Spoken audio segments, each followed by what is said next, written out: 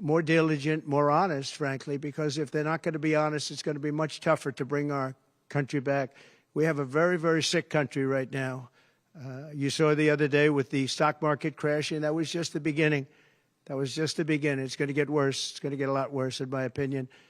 And fortunately, we've had some very good polls over the last fairly short period of time. Rasmussen came out today. We're substantially leading, and others came out today that we're leading, and in some cases substantially. I guess MSNBC came out, or CNBC came out also with a poll that was, has us leading, and leading fairly big in swing states. In some polls, I'm leading very big in swing states because they want safety. People want safety. They want security. They want respect all around the world for our country.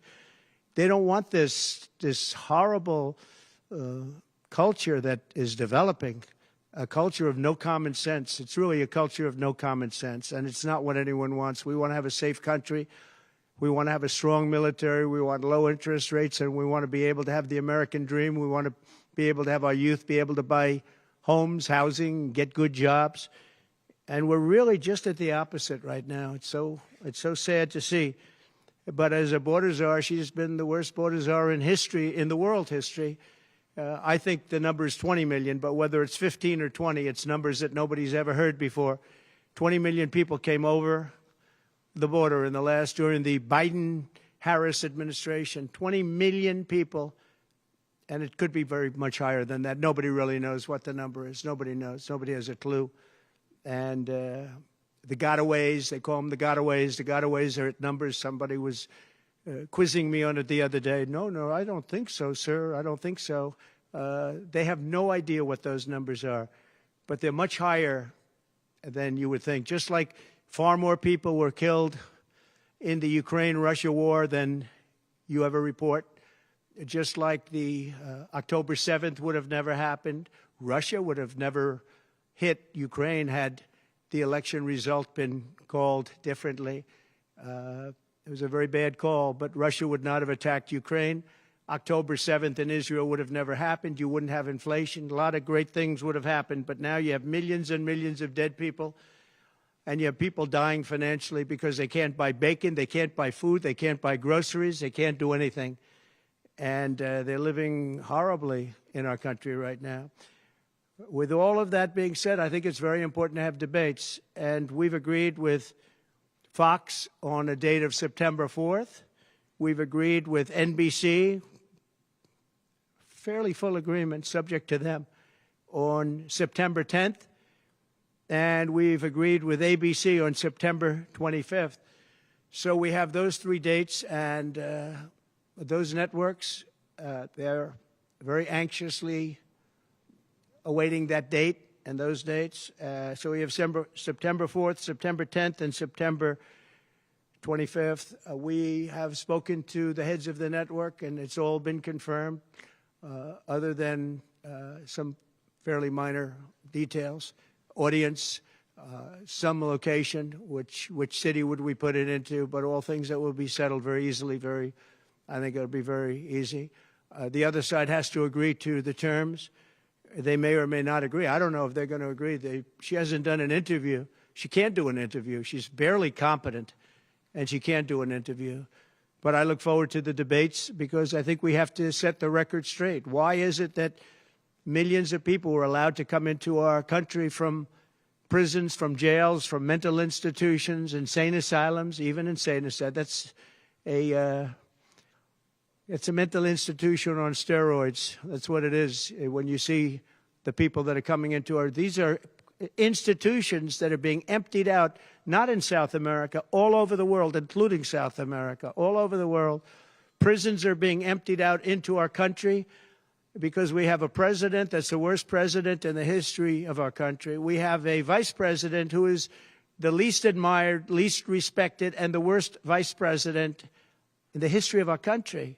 The most unpopular vice president, and because of political reasons or because of being politically correct, even though she never received a vote. Don't forget, she was the first one defeated, as I remember it, because I watched it very closely, but she was the first one. She never made it to Iowa, the first state. She never made it to Iowa. She was the first one that was defeated She was the nastiest to him. She was nasty with the calling him a racist and the school bus and all of the different things. She was very nasty to Biden. And shockingly, he appointed her, asked her to serve as vice president. Well, I don't know if he's happy about that decision right now. This was taken away. The presidency was taken away from Joe Biden. And I'm no Biden fan, but I'll tell you what, from a constitutional standpoint, from any standpoint you look at, they took the presidency away. And people were saying he lost after the debate. He couldn't win. Well, I don't know that that's true necessarily. But whether he could win or he couldn't win, he had the right to run. And they took it away. They said they're going to use the 25th Amendment. They're going to hit you hard. Either we can do it the nice. I know exactly, because I know a lot of people on the other side, believe it or not. And they said, we'll do it the nice way or we'll do it the hard way. And he said, all right. So that, I mean, they've really taken, what they've done is pretty incredible. And now I'm running against somebody else, and we're leading. We're leading. So I'm not complaining. I'm saying it's for a country with a constitution that we cherish. We cherish this constitution. To have done it this way is pretty severe, pretty horrible. You would have thought they would have gone out to a vote. They would have had a primary system. They would have done something. But to just take it away from him like he was a child. And he's a very angry man right now, I can tell you that. He's not happy with Obama, and he's not happy with Nancy Pelosi, crazy Nancy. She is crazy, too. She's not happy with any of the people that told him that you've got to leave. He's very unhappy, very angry, and I think he also blames her. He's trying to put up a good face, but it's a very bad thing in terms of a country when you do that. I'm not a fan of his, as you probably have noticed, and he had a rough debate. But that doesn't mean that you just take it away like that.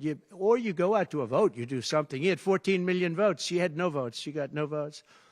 And I think she's crashing. I think when people find out, and I think people are starting to find out what a bad job she did, what a bad job she did on the border. She's trying to say she had nothing to do with the border.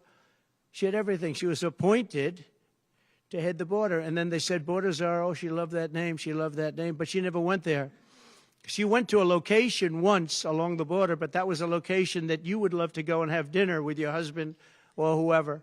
That was a location that was not part of the problem. That was not really going to the border. So essentially, she never went to the border. And if you listen to Tom Homan, if you listen to the great border people, Brandon Judd from Border Patrol, if you listen to Paul, I mean, so many different people. I speak to them all the time. And I did when I was president. We had the best border in the history of our country. Now we have the worst border in the history of the world. Millions of people coming in, and our country cannot sustain it. Our country is going down because of this, because of incompetent people. So I just look forward to these debates. I think it's very important that we have them. I hope she agrees to them, September 4th, September 10th, September 25th. And I think they'll be very revealing. I think they'll be very revealing. Do you have any questions, please?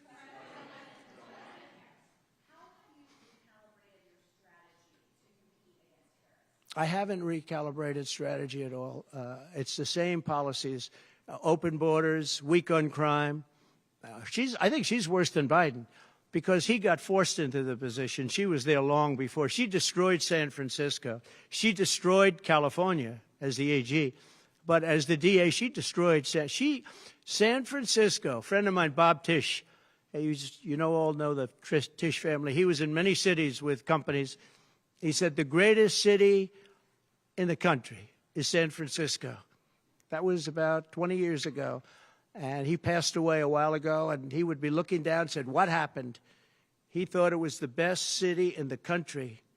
He had divisions there, lows. And he would be looking down in horror now when he sees she destroyed no cash bail, weak on crime. She's terrible. And yet they weaponized the system against me. They have me. I got so many lawyers. Now they want to delay cases. I won the big case in Florida. I won the big case. Nobody even wrote about it. The big case, the judge was a brilliant judge. And all they do is they play the ref with the judges. But this judge was a fair but brilliant judge. And as you probably heard, the big documents case, I won it. Now, Biden lost it because he didn't have presidential immunity. He didn't have the Presidential Records Act. He lost it, but the special, I call it prosecutor, special counsel, special prosecutor to me, he, appointed by him and appointed by Garland, he said the man's incompetent.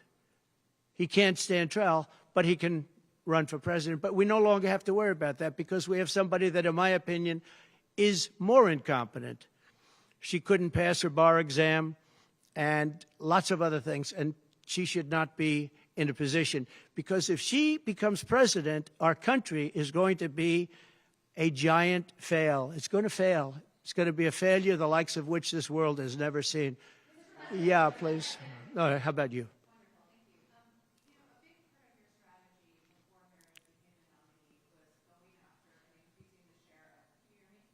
You have to speak louder. A big part of the strategy for your campaign before Harris became the nominee was appealing to black voters. Yeah. You were really going after. In polls, we really see Harris being more out with that group. And I'm wondering how you are going to go after black voters now that she's the nominee and really winning them over. Well, it changes around a little bit. I'm getting other voters. Perhaps, I was doing very well with black voters, and I still am. I seem to be doing very well with black males. This is according to polls, as you know. It's possible that I won't do as well with black women, but I do seem to be doing very well with other segments, extremely well with Hispanic. Jewish voters way up. White males way up. White males have gone through the roof. White males way up. Now, I don't know. All we're doing is giving you the stats that you have. It could be that I'll be affected somewhat with black females, where we're doing pretty well. And I think ultimately they'll like me better because I'm going to give them security, safety, and jobs. I'm going to give them a good economy. We have a very bad economy right now. We could literally be on the throes of a depression, not recession, a depression. And they can't have that. They can't have that. So I think I'm going to do well with everybody, especially when the facts are out. Yeah, please, in the back.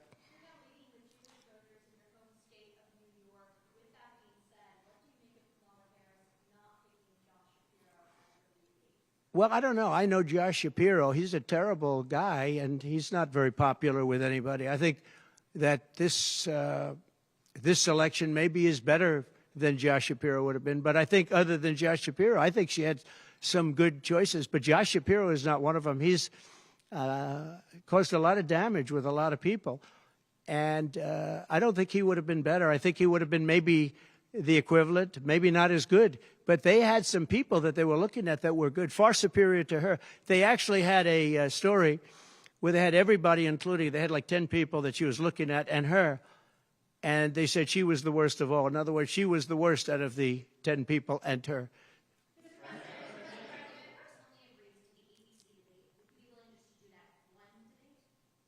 I don't know how that's going to work out. We'd like to do 3 debates. We think we should do 3 debates. We think Fox and ABC. And we also have CBS is going to do the vice presidential debate. So CBS will do vice presidential. And I have to tell you, J.D. Vance has really stepped up. He's doing a fantastic job.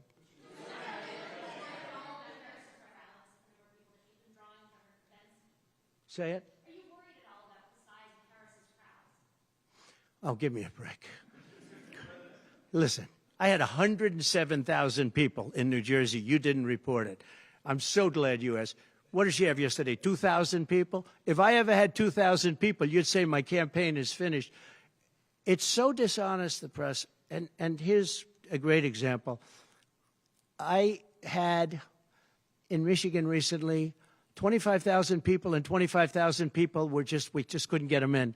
We had in Harrisburg 25,000 people, and 20,000 people couldn't get in. We had so many. Nobody ever mentions that. When she gets 1,500 people, and I saw it yesterday on ABC, which they said, oh, the crowd was so big. I have 10 times, 20 times, 30 times the crowd size, and no, they never say the crowd was big. That's why I'm always saying turn around the cameras. I'm so glad you asked it. I think it's so terrible when you say, well, she has 1,500 people, 1,000 people, and they talk about, oh, the enthusiasm. Let me tell you, we have the enthusiasm. The Republican Party, and me as a candidate, but the Republican Party has the enthusiasm. because people want to see crime stopped. They want to see a country that's respected. Think of it. If I were president, you wouldn't have Russia and Ukraine, where it never happened. Zero chance. You wouldn't have had October 7th of Israel. You wouldn't have the horrible withdrawal. And I don't mean the withdrawal, because the withdrawal was fine. I was ready to withdraw from Afghanistan, and we were going to do it with dignity and strength. And we were keeping our equipment. We weren't leaving $85 billion worth of equipment behind. And we wouldn't have had 13 great soldiers. I know the families of those soldiers well. We wouldn't have had these soldiers killed. And we wouldn't have had 45 soldiers obliterated. No legs, no arms, the face. None of that would have happened. And you wouldn't have had inflation. You wouldn't have had any inflation, because inflation was caused by their bad energy problems. Now they've gone back to the Trump thing because they need the votes. I don't know if you know, they're drilling now because they had to go back because gasoline was going up to $7, $8, $9 a barrel. So they said, we better do what Trump. But the day after the election, if they won, you're going to have fuel prices go through the roof. Everybody's going to be forced to buy an electric car, which they're not going to do because they don't want that. It's got a great market. It's got a market. It's really a sub-market. People want gasoline-propelled cars. They want hybrids. They want to have everything, and they want electric. But they want everybody to have an electric car. We don't have enough electricity. We couldn't make enough electricity for that. And you know what else? The weight of a car, the weight of a truck. They want all trucks to be electric. Little things that a lot of people don't talk about. The weight of a truck is 2.5 times heavier. You would have to rebuild every bridge in this country if you were going to do this ridiculous policy. So, but on crowd size, in history, for any country, nobody's had crowds like I have, and you know that. And when she gets 1,000 people and everybody starts jumping, you know that if I had 1,000 people would say, that's the end of his campaign. I have hundreds of thousands of people. In South Carolina, I had 88,000 people. In Alabama, I had 68,000 people. Nobody says about crowd size with me. But she has 1,000 people or 1,500 people, and they say, oh, the enthusiasm's back. No. The enthusiasm is with me and the Republican Party because they want to stop crime. They want to stop people from pouring into our country from places unknown and from countries unknown, from countries that nobody ever heard of. That's where the enthusiasm is.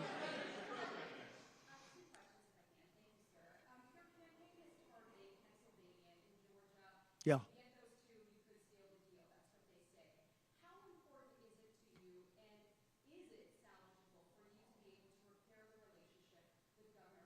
I don't know. I don't know if I can or not. I got him elected. Without me, he wouldn't be governor. I got him elected. He was doing terribly. I got him elected. With that being said, I hope we can repair it. But if we don't, the people are still the people, and they're going to vote. We're leading in Georgia by a lot. We're leading in Pennsylvania by a lot. So, but I don't know. Now, in Pennsylvania, I have great relationships. In Georgia, I do too, but unfortunately not with the governor. I've never understood it. When you get somebody elected, they're supposed to like you. He's not exactly, for some reason, and you'll have to ask him about that. Yeah, I'd love to see it get repaired.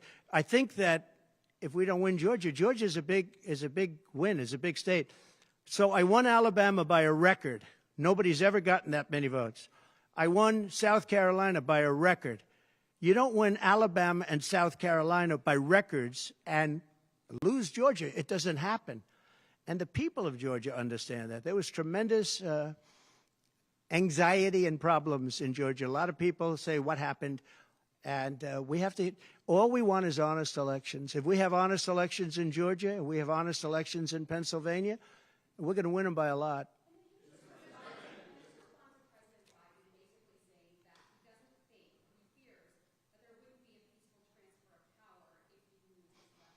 Well, he actually said it two ways. First, he said it incorrectly, then he corrected himself. Do you agree with that, right? You know, if you watch him, he said it two ways. No. I mean, he said it two ways because he doesn't really know what he said. Why didn't he bring it up at the debate? You know, he had a chance for 90 minutes to bring it up at the debate. He could have talked about that at the debate, and he didn't do it. Everyone said, oh, he said this and he said that. He's just, you know, they give him something to read off. He read it very badly because he actually said it the opposite. Then he had to go back and correct himself. He said the opposite. He should have brought this up at the debate. If he had a problem Of course there'll be a peaceful transfer, and there was last time, and there'll be a peaceful transfer. I just hope we're going to have honest elections, that's all, okay? You have not had a public campaign event for nearly a week now, currently in Montana, which is not a swing state. Some of your allies have expressed concern that you're not taking this race seriously, particularly What a stupid question this is. enthusiasm on the other side. Why haven't you been campaigning? Because I'm leading by a lot, and because I'm letting their convention go through, and I am campaigning a lot. I'm doing tremendous amounts of taping here. We have commercials that are at a level I don't think that anybody's ever done before. Plus, in certain cases, I see many of you in the room where I'm speaking to you on phones, I'm speaking to radio, I'm speaking to television. Television's coming over here. Excuse me, what are we doing right now? She's not doing any news conference. You know why she's not doing it? Because she can't do a news conference. She doesn't know how to do a news conference. She's not smart enough to do a news conference. And I'm sorry, we need smart people to lead this country because our country's never been in this danger before, both economically and from an outside perspective. Russia doesn't respect us anymore. China doesn't respect us anymore. North Korea, Kim Jong-un, liked me a lot. He doesn't like this group. We are in great danger. We're in great danger of being in World War III. That could happen. No, after their convention, yeah. And I'm going out, actually, I'm going out to certain places to help certain senators get elected. Not even for me. I'm trying to help when I go out to Wyoming or when I go out to Montana, or I'm going to different places to help people. And I don't have to go there because I'm leading those states, as you know, by 35, 40, 50 points. I'm leading by record numbers. I'm going because I want to help senators and congressmen get elected. Congressmen and women get elected. Yes, please. Yeah, go ahead. The upcoming what? Oh, yeah.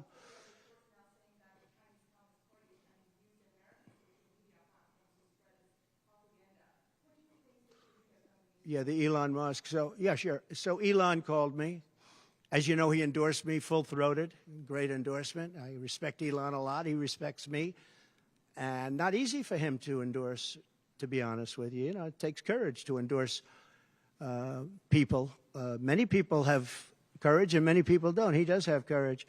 And Elon endorsed me, and he asked me whether or not I'd do a show on Monday, and I think it's going to be Monday night.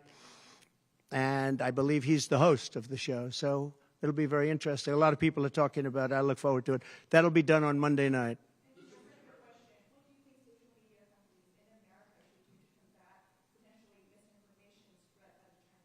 Well, you have a lot of misinformation spread about China, and you have a lot of misinformation spread about a lot of different places. I think I'm going to get along great with China. President Xi of China and I were very good friends. We met right here, right in that, except we had a beautiful sofa there, as opposed to what we have right now. Right now we have you. But President Xi and I had a very good relationship until COVID, and I held him responsible for COVID. It broke up our relationship, but I think we're going to have a great relationship, and I think it's going to be mutually beneficial. But we cannot have it where China is taking advantage of the United States, and that's what they were doing, as you very well know. Yes, please.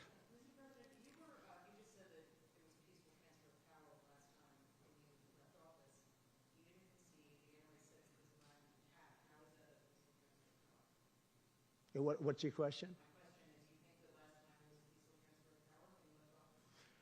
No, I think the people that, if you look at January 6th, which a lot of people aren't talking about very much, I think those people were treated very harshly when you compare them to other things that took place in this country where a lot of people were killed. Nobody was killed on January 6th. But I think that the people of January 6th were treated very unfairly, and they were there to complain, not through me, they were there to complain about an election. And, you know, it's very interesting. The biggest crowd I've ever spoken to, and I said peacefully and patriotically, which nobody wants to say, but I said peacefully and patriotically. The biggest crowd I've ever spoken to, and you've seen, Maggie, I was at the mall, I was at the Washington Monument, I was at the whole thing. I had crowds, I don't know who's ever had a bigger crowd than I have, but I had it many times. The biggest crowd I've ever spoken before was that day, and I'll tell you, it's very hard to find a picture of that crowd. You see the picture of a small number of people relatively going to the Capitol. but you never see the picture of the crowd. The biggest crowd I've ever spoken, I've spoken to the biggest crowds. Nobody's spoken to crowds bigger than me. If you look at Martin Luther King, when he did his speech, his great speech, and you look at ours, same real estate, same everything, same number of people, if not, we had more. And they said he had 1 million people, but I had 25,000 people. But when you look at the exact same picture, and everything's the same because it was the fountains, the whole thing, all the way back to from Lincoln to Washington, and you look at it, and you look at the picture of his crowd, my crowd, we actually had more people. They said I had 25,000, and he had 1 million people, and I'm okay with it because I liked Dr. Martin Luther King. Yeah, please.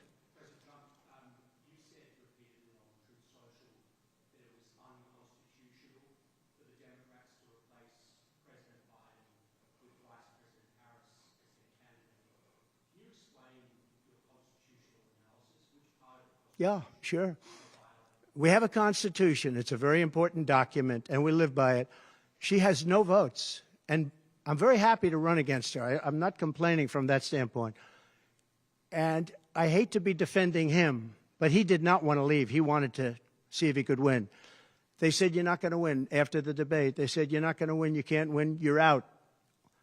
And at first they said it nicely, and he wasn't leaving. And then you know it better than anybody.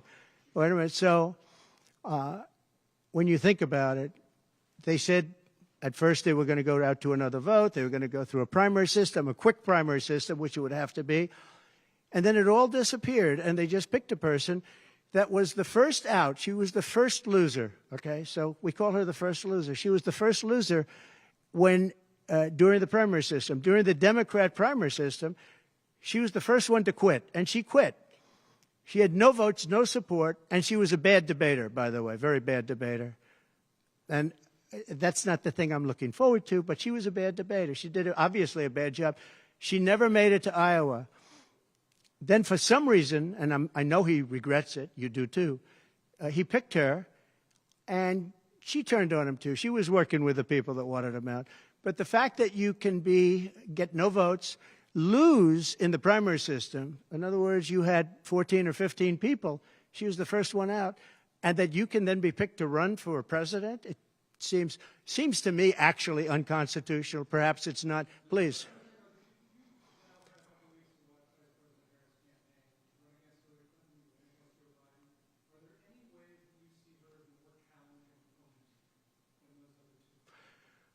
So I've run against Hillary, and I've run against various other people.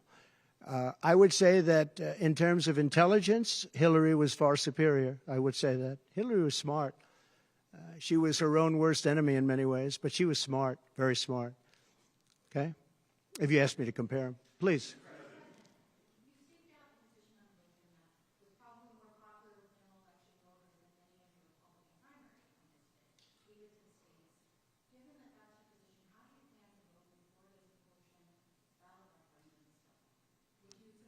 Would you repeat that question, please? You have to speak up. Yes, sir. It's a hard room because it's very big, if you know. So this is worth $18 million. Oh, I see.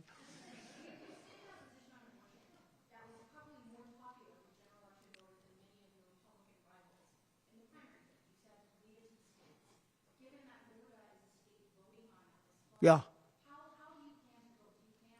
So I think the abortion issue has been very much tempered down, and I've answered, I think, very well in the debate, and it seems to be much less of an issue, especially for those where they have the exceptions, as you know. And I think it's when I look for 52 years, they wanted to bring abortion back to the states. They wanted to get rid of Roe v. Wade, and that's Democrats, Republicans, and independents, and everybody, liberals, conservatives, everybody wanted it back in the states, and I did that. Now the states are voting. And frankly, some of the votes are much more, if you could say, liberal than you would think. Ohio turned out to be, they had a big vote, and it turned out to be a much more liberal standing than people would have thought. Kansas, the same thing. And then you have Texas, and you have other places where it may be different. But the issue has been brought back to the states now. And like Ronald Reagan, I believe in the exceptions for rape, incest, and life of the mother. I believe, I believe strongly. I think that that's a very important thing. I think when you have to follow your heart. But when you don't believe in the exceptions, I think it's much tougher. It's a much tougher issue. But about 82% of Republicans do believe in exceptions. I think and a lot of them are changing their mind and coming even further. I think that abortion has become much less of an issue. It's a very small, I think it's actually going to be a very small issue. What I've done is I've done what every Democrat and every Republican wanted to have done, and we brought that issue back to the states. And now the states are voting on it. And frankly, some of the votes are a lot different than people would have thought. But it's the vote of the people is taking care of it. And, when you think about the Democrats are really the radical ones on this because they're allowed to do abortion on the 8th and 9th month and even after birth. If you look at your new governor from Minnesota, he's like the governor previous, the former governor. I don't want to get him mixed up because Glenn is doing a good job and he's leading our whole campaign in Virginia, Glenn Youngkin. But previous to Glenn, the governor, he said the baby will be born. We will put the baby aside and we will decide with the mother what we're going to do. In other words, whether or not we're going to kill the baby. The Minnesota gentleman, this guy agrees with that. He is the most liberal. Look, between her and him, there's never been anything like this. There's never been a combination. So I'll use the word progressive. They want to go progressive. They don't like the word liberal. I like liberal better. I think it's more appropriate because nobody knows what progressive means. But they now like to use the word progressive. But there's certainly never been anybody so liberal like these two, or even close. I think the abortion issue has been taken down many notches. I don't think it's a big factor anymore, really. And when people hear what I said in the debate, and I think I said it very well during the debate, we brought it back to the states. Everybody wanted it in the states. And very importantly, and you think about this, assuming you have exceptions. If you don't have exceptions, it's a more difficult thing. At the same time, there are people that strongly feel that way, and you have to follow your heart, and you should follow your heart. But that issue is very much subdued. Yeah, thank you. About who? About the assassination attempt. Yes. Did the fact that somebody used an AR-15 gun at all change your impression of people's access to that weapon? No, I didn't. Look, if you take away guns, she wants to take away everyone's gun. If you take away guns, you can't do it because people need the guns for protection. Now, entertainment, they want it, hunting, they want, different things. But they need weapons for protection in this country. People live out in the woods and they're not going to have a gun. If you look at some countries, I don't want to get them in trouble, but some countries have actually gone the opposite way. They had very strong gun laws, and now they have gone the opposite way, where they allowed people to have guns, where in one case they encouraged people to go out and get guns, and crime is down 29%. And remember this, what is the toughest gun law in the United States? Chicago. On July 4th, 117 people were shot and 17 died. The toughest gun laws in the United States are in the city of Chicago. You know that. They had 117 people shot. Afghanistan does not have that. Afghanistan, by the way, was the lowest point in the history of our country, in my opinion. That was the worst embarrassment to the history of this country, and I say Putin would not have gone into Ukraine if that didn't happen. When he saw the incompetence of Milley and all these guys that are incompetent, when he saw that happen, when they took out the soldiers first, they took out the soldiers first. If you go back and check your records, for 18 months, I had a talk with Abdul. Abdul was the leader of the Taliban, still is. But I had a strong talk with him. For 18 months, not one American soldier was shot at or killed, but not even shot at. 18 months, and then we had the disaster of the lift, where people were falling off airplanes from 3 times the height of the World Trade Center. I mean, terrible. But now our country has to be respected again. Please. Go ahead, please.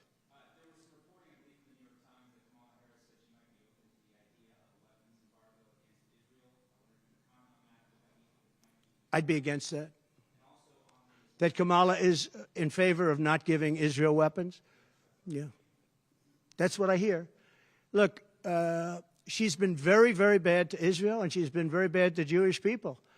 And I say it, if anybody I know is Jewish and they would vote for Kamala over me, they should have their head examined. If you think about it, I gave them Golan Heights. I gave them the capital of Israel, Jerusalem. I even built the embassy. I gave them no Iran deal. The problem is they didn't do anything with it. Iran was broke. We could have made a deal so easily. I would have had a deal done within 1 week after the election with Iran. Iran can't have a nuclear weapon. It's very simple. We would have gotten along with Iran. I was looking forward to it. I was fine with Iran. You know, we hit them a couple of times pretty hard, but we would have been fine with Iran. But I terminated that deal. I got them the Abraham Accords. Everyone said that's impossible. I got them the Abraham Accords. She's been very, very bad to Israel, and she's been very bad and disrespectful to Jewish people. And any Jewish person that votes for Kamala and her friend, her new friend, who I don't know if she knew him before, but I don't think he's too good. But anybody that votes for them, if you're Jewish or if you love Israel, you have to have your head examined. Go ahead, please.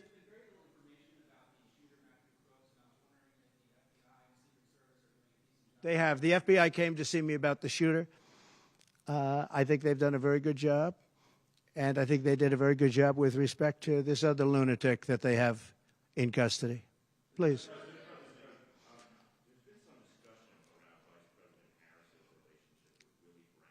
Yeah.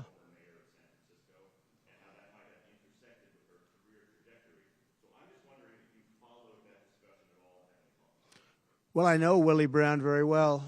In fact, I went down in a helicopter with him. We thought maybe this is the end. We were in a helicopter going to a certain location together, and there was an emergency landing.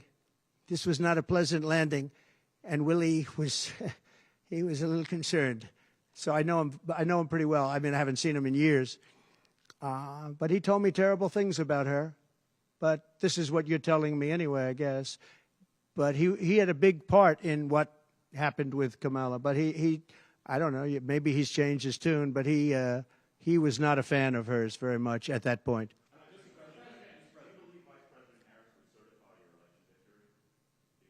Yeah, I do. Go ahead. On what? Well, I'm going to announce that. I'm going to actually have a press conference on that at some point in the near future, so I don't want to tell you now. But Florida does have a vote coming up on that, and I think probably the vote will go in a little more liberal way than people thought. But I'll be announcing that at the appropriate time. Please.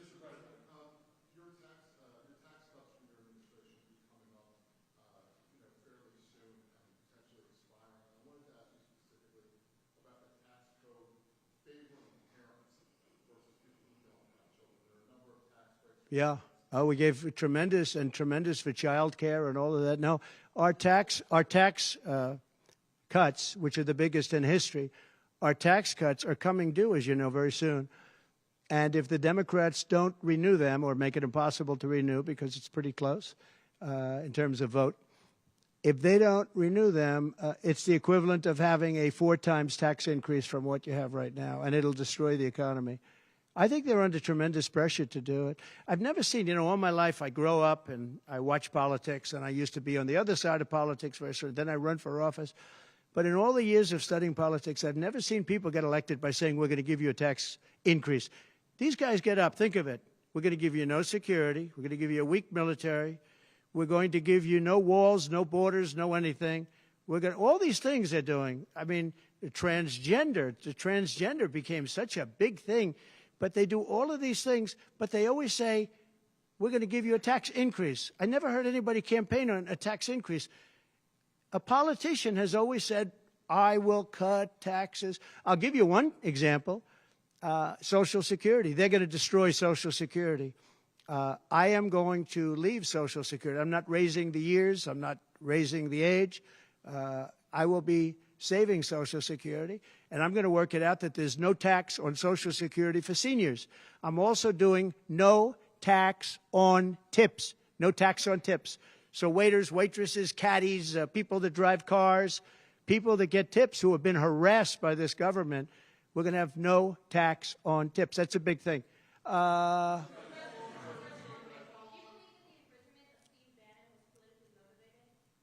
Oh, absolutely. Sure.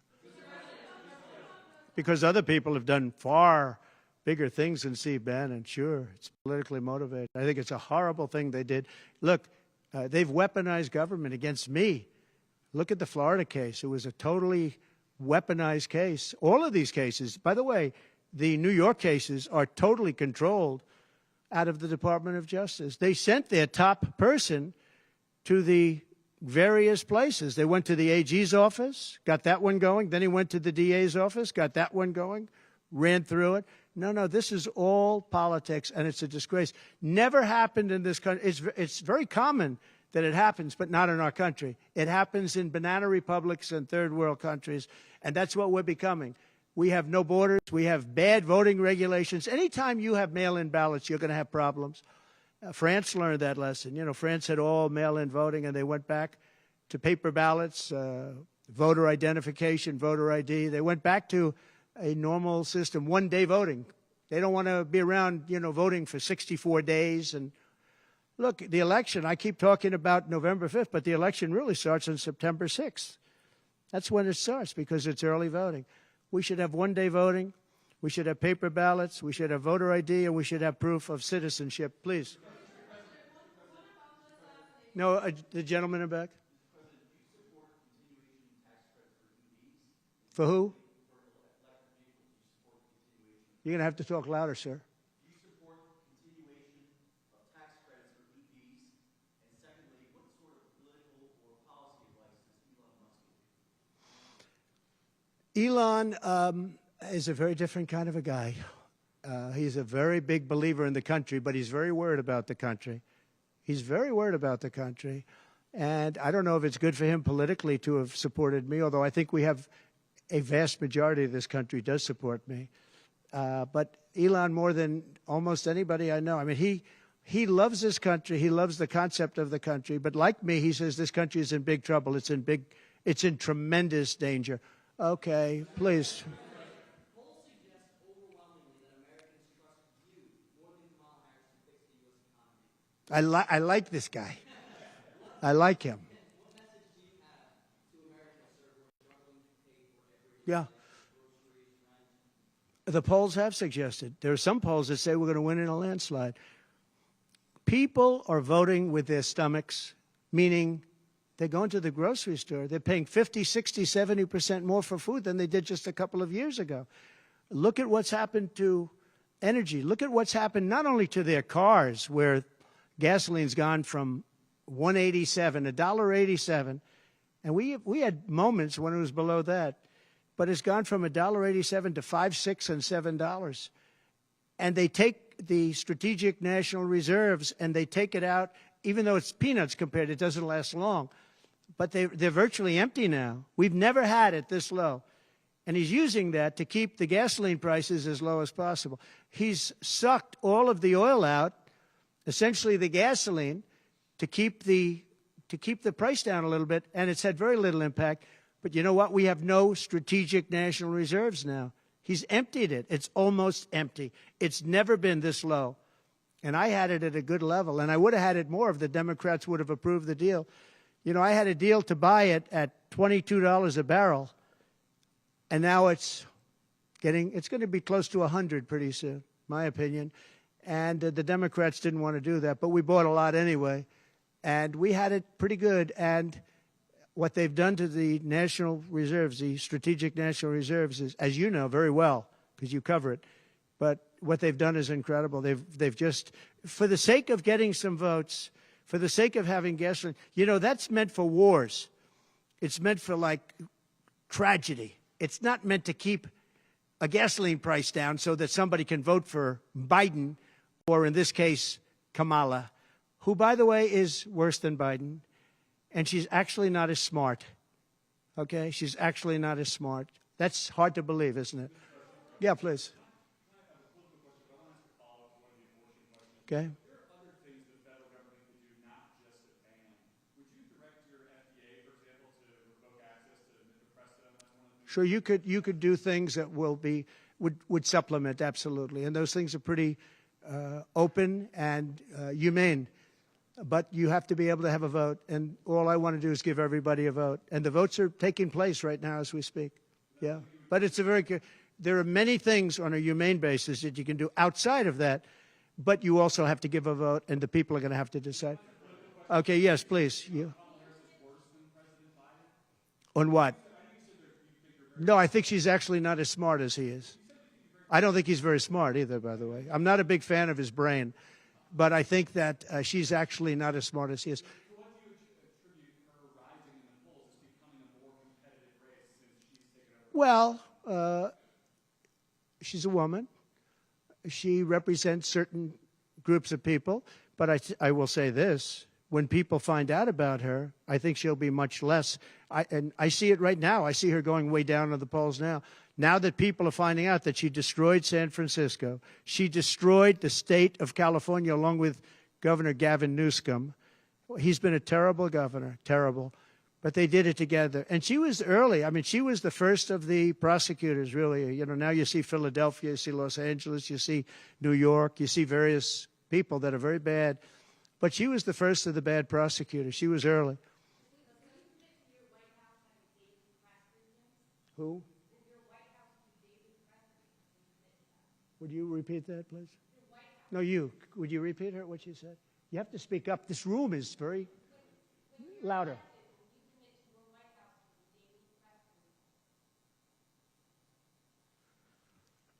Do you hear her? A daily press briefing? Why would I do that? I would give you all the press briefings you want. Look what I'm doing here. But why would I do a daily press? You'd get tired of me very fast. No, but I will give you total access, and you'll have a lot of press briefings, and you'll have from me. Now, are you talking about from me or from a press secretary? Well, yeah, probably they'll do something. If it's not daily, it's going to be a lot. You'll have more than you want. Yeah, please.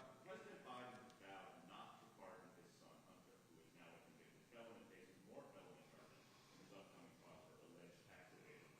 Would you consider granting clemency or a pardon? I don't think it's appropriate for me to talk about it. I think it's a tragic story. You want to know the truth. And I felt that with Hillary Clinton, too. You know, with Hillary Clinton, I could have done things to her that would have made your head spin. I thought it was a very bad thing. Take the wife of a president of the United States and put her in jail. And then I see the way they treat me. That's the way it goes. But I was very protective of her. Nobody would understand that, but I was. I think my people understand it. They used to say, lock her up, and I'd say, just relax, please. We won the election.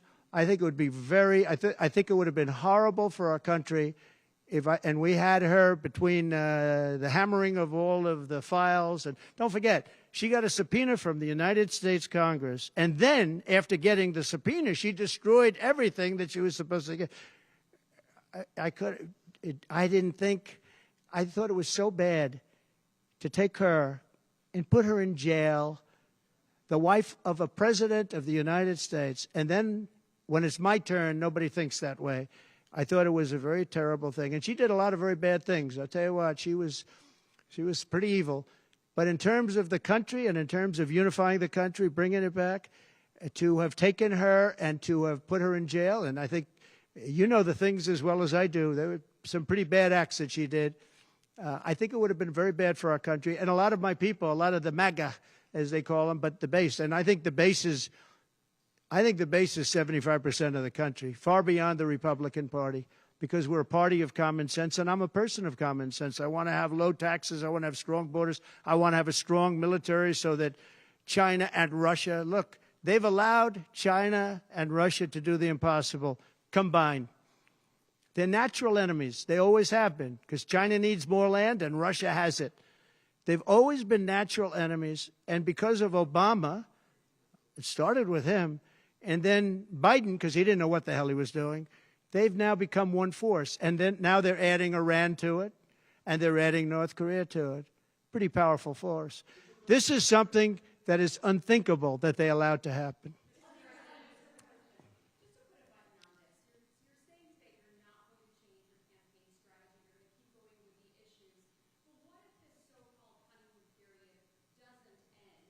Oh, it's going to end. The honeymoon period's going to end. Look, she's got a little period. She's got a convention coming up.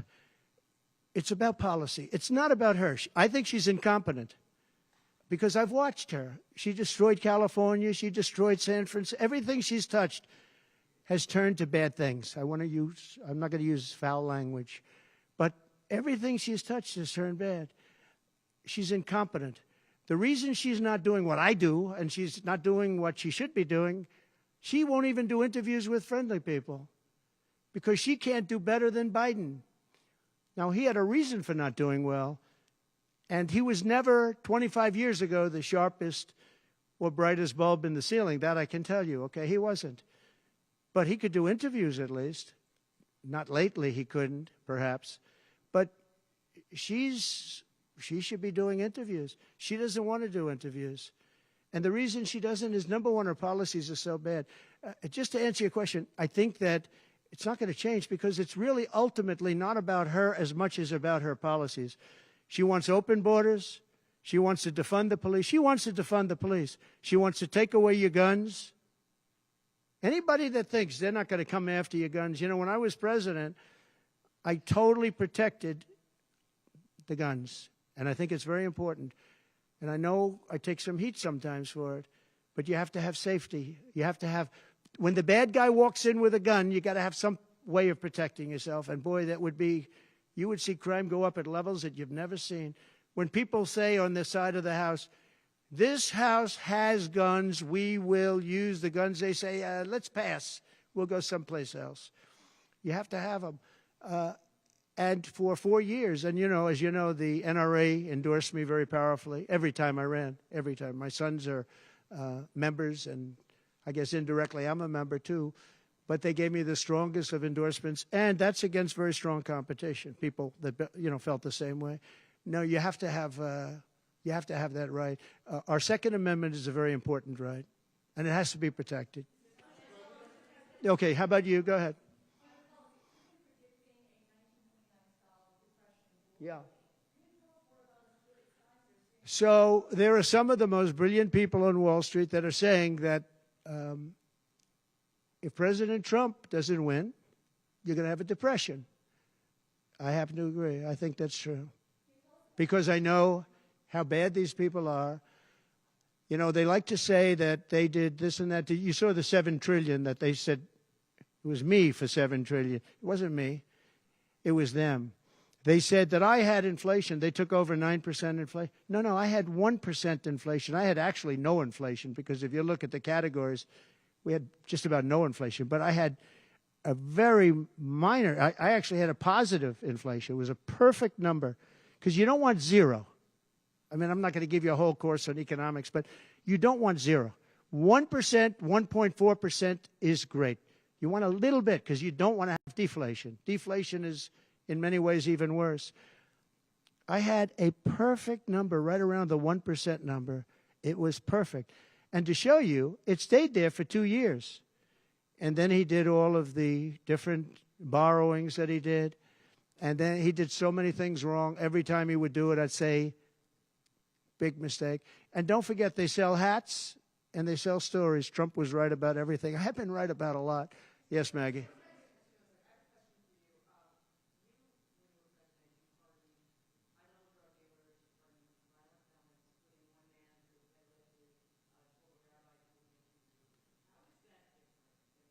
Well, we had a commission like other people do, and it's always complicated and it's always controversial. And we had commissions that, and I think of respected people, you know many of the people on the commission, and they would recommend to me certain pardons for certain people. Some people were treated very harshly. A fantastic woman, as you know, she served 24 years for being on a phone call having to do with drugs. You know who I'm talking about. She was great. And she had another 24 years to go. And it was largely about marijuana, which in many cases is now legalized, okay? But we had many very highly regarded people on a commission, and they'd recommend, and they'd put a reason why. Some people were, served time, but they served a lot of time for something that today people wouldn't even serve time by. Well, for the most part, I think they did. I mean, they did. They go through. They went through. I had a commission. It was a very important commission to me, and highly respected people. And frankly, they came up with some decisions that I wouldn't necessarily agree with, but I did it. But I let a lot of people out that had no representation. I went to people in jails, in prison that we respected. I said, how many of these people should be let out? We let out large groups of low-income people that were serving like 40 years for something that today you wouldn't even be put in jail for.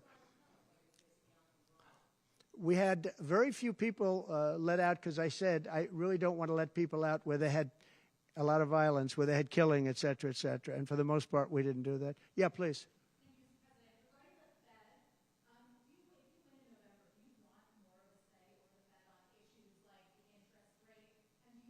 On defense?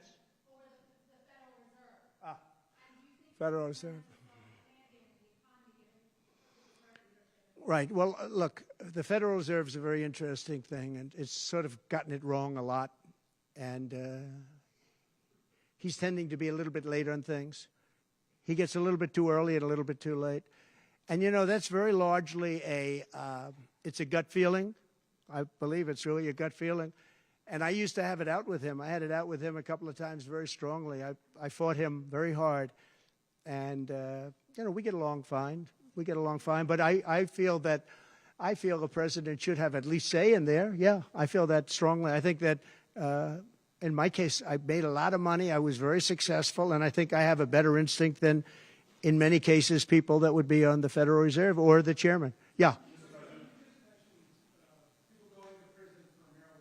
Yeah. Harris supports rescheduling marijuana and also says that no one should go to prison for marijuana offense. Do you agree with those positions? Well, as we legalize it, I start to agree a lot more because, you know, it's being illegalized all over the country. Florida has something coming up. I'll be making a statement about that fairly soon. But as we legalize it throughout the country, whether that's a good thing or a bad thing, it's awfully hard to have people all over the jails that are in jail right now for something that's legal. So I think, obviously, there's a lot of sentiment to doing that. Yeah, please. Kamala Harris's father is Jamaican American, and she went to a historically black college. How is she only recently deciding to be black? Well, you'll have to ask her that question because she's the one that said it. I didn't say it. So you'll have to ask her, and I very much appreciate that question, but you'll have to ask her. But I've known her for a long time. I actually contributed to her campaign a long time ago because I was a developer. I contributed to lots of campaigns of Democrats, Republicans, and some were liberal and some were conservative. But you'll have to ask her about that. But to me, it doesn't matter. But to her, from her standpoint, I think it's very disrespectful to both, really. Whether it's Indian or black, I think it's very disrespectful to both. To me, it doesn't matter. Please, red dress, red dress.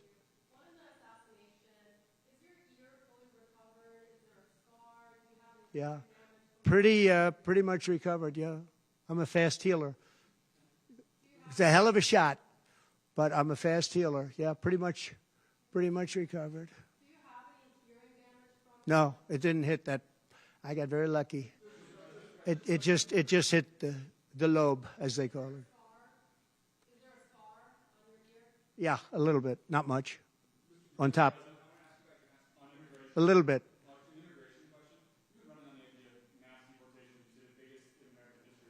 Yeah. When Senator Vance has been asked about that, he sort of suggested that really you only need to go after people who've been convicted of crime. Well, we're starting that, yeah. What are you really talking about here? How will you pay for it? We are going to start the largest mass deportation in the history of our country because we have no choice. It's not sustainable.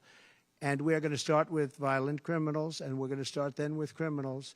And our local police is going to work with us because they know everything about the people. They know their names. They know everything about them. They know their middle name. They know their numbers. And as you know, the other side is trying. You know, look, for years I wondered, why are they allowing these people to come in at levels like this? It was incredible. And I said two reasons. They're either really stupid, and I don't believe they're stupid, because anybody that can cheat on elections like they cheat is not stupid. Or, in the alternative, they have bad motives or they hate our country. And I used to think they hate our country. But lately I've seen where they're trying to sign these people up to vote. And they have to stop. They cannot let illegal immigrants vote in this upcoming election. All right, one more question. Go ahead, one more. Make it a good one, please. Regarding Social Security taxes for seniors, Right. we talked about experts say that the policy could increase the deficit by $1.6 trillion. So how would it work in your view? We have so many ways of making money in this country. We're not going to affect our Social Security. We're not changing it. And I proved that over 4 years. And we're going to do it. It's very unfair to people. They spend their life and they're great citizens and they pay in. We're not going to charge tax to Social Security, the seniors.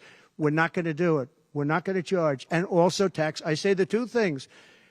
We're going to have no tax on seniors, Social Security, and we're going to have no tax on tips. Very simple. And we are a country that has so many different ways to make money. We have under our feet more liquid gold, I call it oil, and gas, than any country in the world, much more than Saudi Arabia, much more than Russia. We have so many different ways we can make money. We're not going to hurt our seniors with Social Security, and we're not going to charge them tax. Okay?